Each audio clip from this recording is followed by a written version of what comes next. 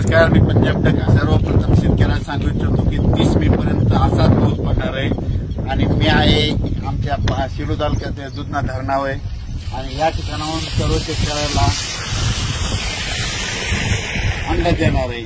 तर हे आहे दुधना धरण, आमच्या शिरूर तालुक्यातलं दुधना धरण आहे आणि या ठिकाणून माझ्या महाराष्ट्रातल्या शेतकऱ्याला अंदाज देणार आहे की राज्यामध्ये 30 तारखेपर्यंत असाच भाग बदलत पाऊस पडणार आहे म्हणून हा अंदाज लक्षात येतात. पण राज्यात सांगायचं झालं तर सर्व शेतकऱ्यांसाठी आनंदाची बातमी, 1, 2, 3 जूनला राज्यात सूर्यदर्शन होणार आहे, पाऊस विश्रांती घेणार आहे, वरून रजेवर जाणार आहे म्हणून हा अंदाज लक्षात येतात. म्हणजे सांगायचं झालं तर 1 जून, 2 जून, 3 जूनला वरून राजा विश्रांती घेणार आहे, रजेवर जाणार आहे म्हणून हा अंदाज लक्षात येतात.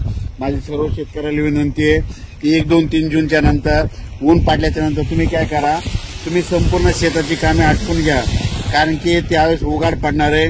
नंतर परत 5-6 जूनच्या नंतर थोडं तुरळक कुठेतरी पाऊस चालू राहील. पण राज्यात मात्र 1, 2 जून, 3 जूनला सूर्यदर्शन होणार आहे, चांगलं हवामान कोरडं राहणार आहे म्हणून हा अंदाज लक्षात येतात. पण राज्यात मात्र आता 27, 28 आणि 29 मेला म्हणतं ठिकठिकाणी मुसळधार पाऊस पडणार आहे, भाग बदलत पडणार आहे म्हणून हा अंदाज लक्षात येतात. राज्यात दररोज वेगवेगळ्या भागात 2-2 दिवस पाऊस मुक्काम करत जाणार आहे म्हणून हा अंदाज लक्षात येतात. पण राज्यात मात्र 30 मे पर्यंत असंच पावसाचं वातावरण राहणार आहे म्हणून हा अंदाज लक्षात येतात. अचानक वातावरण बदल झाला तर लगेच एक मेसेज दिला जाईल.